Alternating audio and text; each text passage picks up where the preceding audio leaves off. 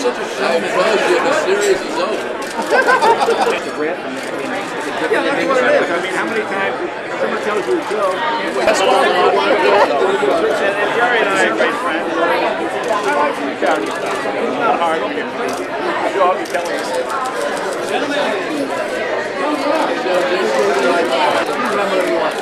Michael Chips.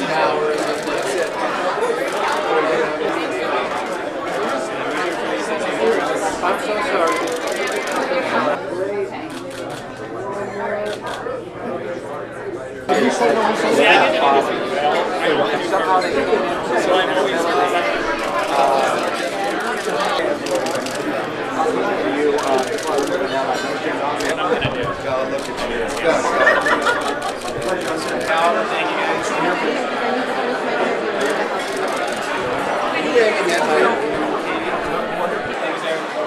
Kevin, just right here.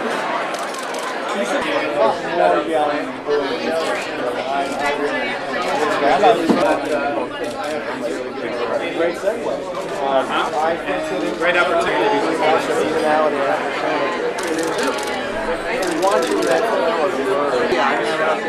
And George is unimaginable. Working your imagination. You ready? Oh, sorry. I love men. I love being a man. I like doing manly things. I mean, maybe don't look like that, but I do. And being a father is the ultimate man thing. And it's just one of those forgotten pieces of a very bad cycle in certain communities.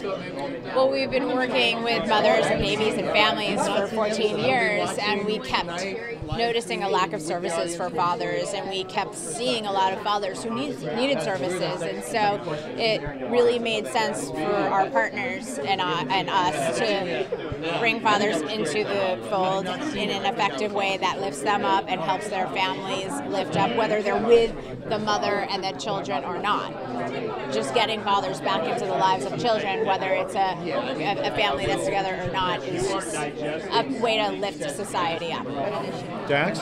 Well, we've just signed paperwork on our surrogate, and we thought, let's get at the forefront of this issue since we're going to be dealing with it. Since fatherhood means a lot to us, yeah. Parenthood means a lot to you. Tell us what we can expect on the farewell season that ended a couple months ago. Jason and I actually have play dates.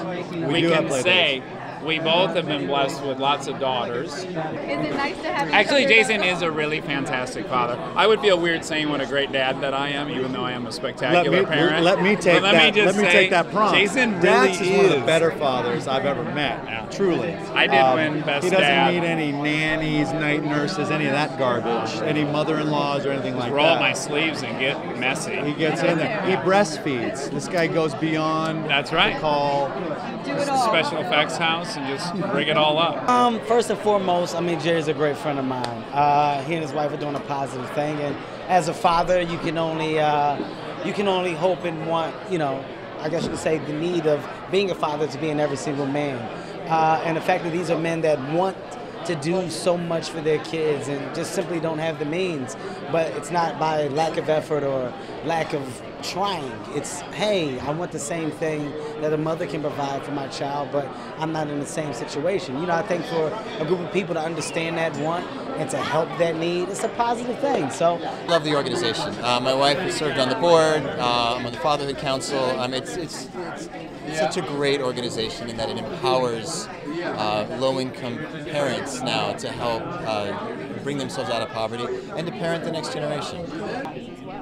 Yeah, absolutely. I mean, you realize, I realize with my own kids how much better they are when I'm around and I can really give them the time. So there are all kinds of statistics that point toward fathers being around and being involved helps out a child in their development.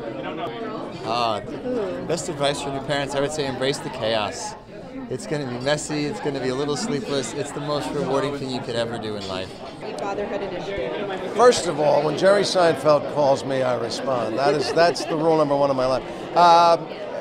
it touches on the thing that I love most in my own life. It's nothing else I've done or had done for me has touched the experience of being a father in this way. Well, it seems like a great charity.